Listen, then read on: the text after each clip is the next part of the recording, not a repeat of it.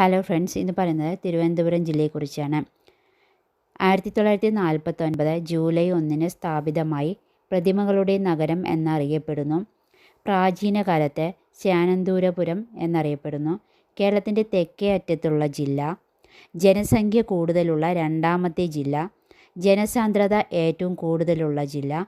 ഏറ്റവും കൂടുതൽ തൊഴിൽ രഹിതരുള്ള ജില്ല. എയ്ഡ്സ് രോഗികൾ കൂടുതലുള്ള ജില്ല. വിവാഹമോചനം കൂടിയ ജില്ല. ഏറ്റവും കുറവ് മഴ ലഭിക്കുന്ന ജില്ല. കേരളത്തിൻ്റെ തെക്കേ അറ്റത്തുള്ള ജില്ല. കേരളത്തിലെ ഏറ്റവും വലിയ ചിൽഡ്രൻസ് പാർക്ക് ആക്കുളം തിരുവനന്തപുരം ജില്ലയിലാണ്. ഏറ്റവും കൂടുതൽ റെയിൽവേ സ്റ്റേഷനുകളുള്ള ജില്ല.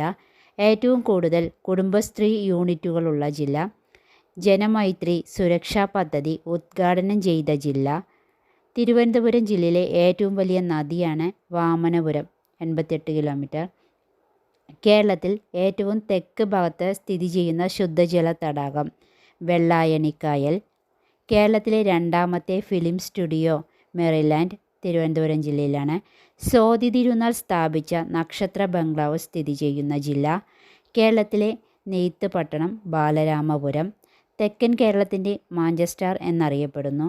ബാലരാമപുരം പട്ടണം പണികഴിപ്പിച്ചത് ദിവാൻ ഉമ്മിണിത്തമ്പി.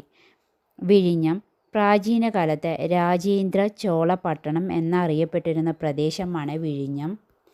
തിരമാലയിൽ നിന്നും വൈദ്യുതി ഉൽപ്പാദിപ്പിക്കുന്ന കേരളത്തിലെ ആദ്യ സംരംഭം ആരംഭിച്ചു. 2015 ഡിസംബർ 5 ഉമ്മൻചാണ്ടി വിഴിഞ്ഞം അന്താരാഷ്ട്ര തുറമുഖത്തിന് തറക്കല്ലിട്ടു. നിങ്ങൾക്ക് ഈ വീഡിയോ ഇഷ്ടമായെങ്കിൽ ലൈക്ക് ചെയ്യുക, സബ്സ്ക്രൈബ് ചെയ്യുക. Okay, thank